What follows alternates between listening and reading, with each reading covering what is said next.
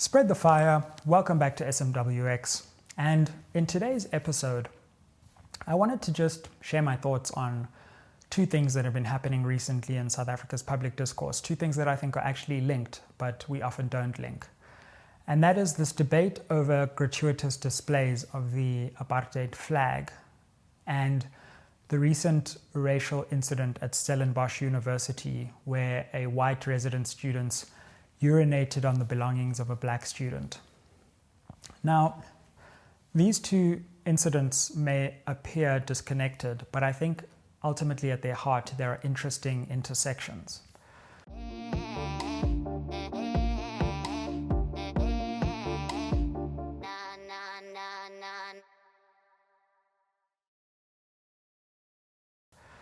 So let's talk about this idea of the apartheid flag. Now, I was surprised to see that my book's cover actually made it into this court case because my book takes the apartheid flag, mixes it with the South African flag in a provocative way to say that there are important resemblances between the injustices of apartheid and the injustices that we see in South Africa today. This is different to equating the two, but it is a comparison between the two, and that's what my book tries to do. It tries to assess the extent to which South Africa has actually overcome the legacy and the afterclap of apartheid. But I was interested to see what kind of arguments AfriForum was going to try and marshal to defend effectively gratuitous displays of the apartheid flag. And effectively what AfriForum tried to do, and this is a mistake that most so-called free speech advocates, who I don't really think are free speech advocates, I think they are hate-defending advocates. What they tend to do when it comes to these disgraceful symbols of oppression, when they try to defend them, they constantly put the shoe on the foot of the person who is displaying the flag or who is making the racist or hateful remark. And they go into their minds and they try to psychologize them and they say, well, what if this person thinks this? Or what if their intention is that? Or what if they aren't racist but they want to display it for an artistic purpose? Or what if there's a protest? Or what if? But you'll see that what unites all of these arguments is that it takes the perspective of the person who is perpetrating this act of potential hate and then tries to psychologize and explain why they would do that and give reasons why in certain instances and circumstances that person's perspective may be justified.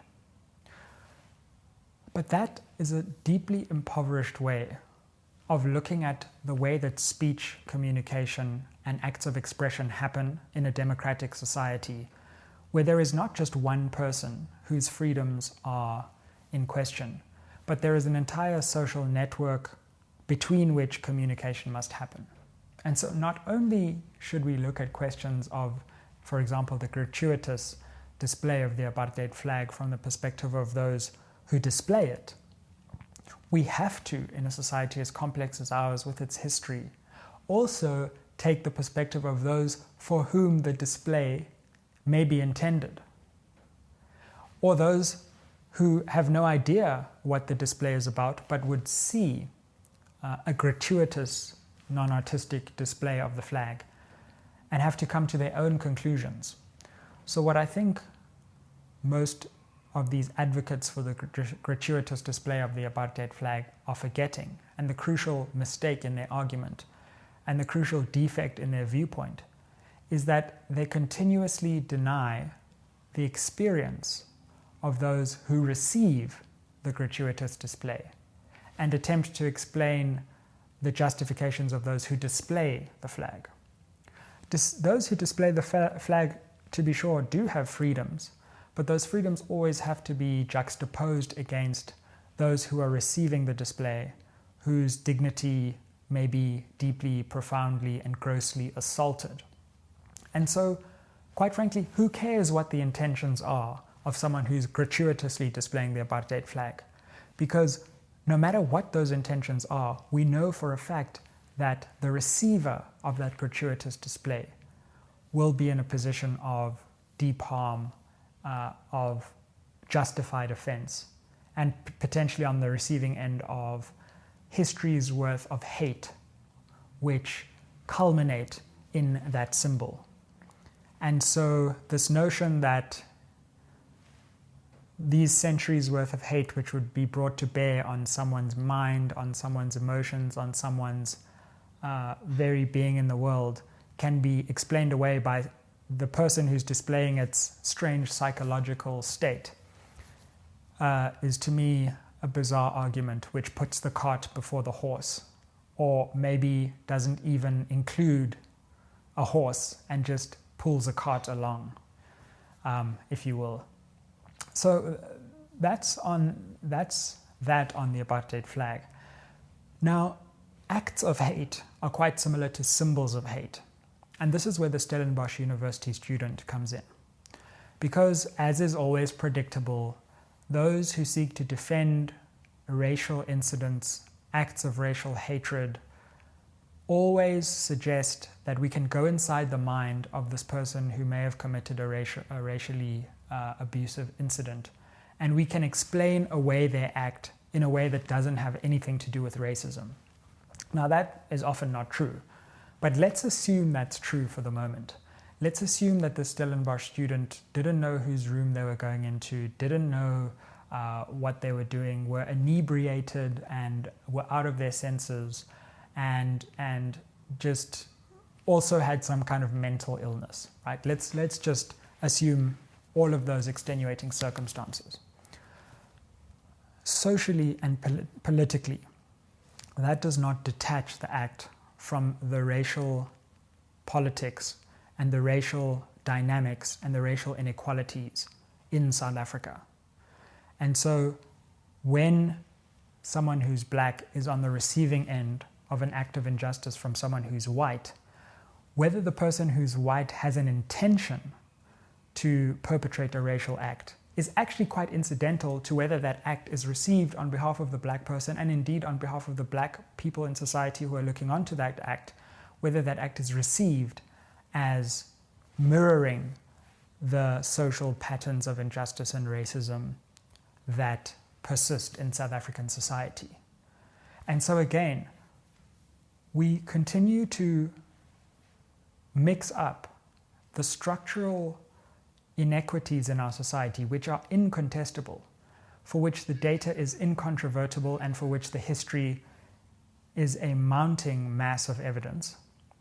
We continue to confuse that dynamic of our society with the psychological impulses of certain people who happen to be playing into those dynamics.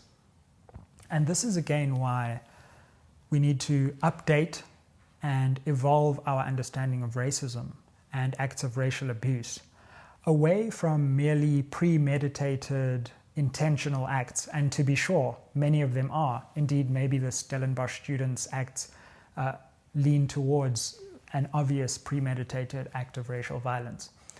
But even in the absence of obvious premeditated intentional acts of individual racial violence, because of the structural direction of our society, and also because of the structural history of our society, acts where white people commit violence against black people, where white people are in positions of power and black people are in positions of subordination, are inevitably going to be implicated in racial politics and racial dynamics. And there is nothing that any free speech advocate can do to avoid the sheer weight and the welter of the evidence of that history, and the logical conclusion that a society that is deeply racist and is deeply embedded in racial injustices will always have those racial injustices rear their heads in interpersonal acts, regardless of the intentions and the psychological predispositions of the actors involved.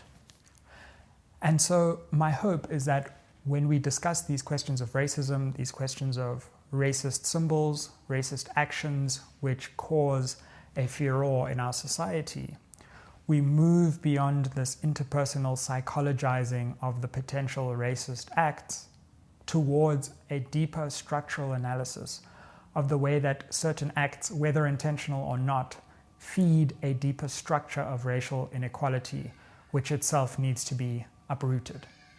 And that may not have legal consequences because the law may not be nimble enough or far-sighted enough to always appreciate deep structural injustices. We see this in questions of gender, we see this across the law. The law is not a perfect tool for resolving injustice, but that doesn't mean that at the level of society, at the level of politics, at the level of public discourse, that we don't raise these questions and tell the truth about the way our society is structured and the racial and many other imbalances which have to be taken into account whenever incidents or symbols like this are invoked. Spread the fire. Welcome back to SMWX, and see you next time. Aye.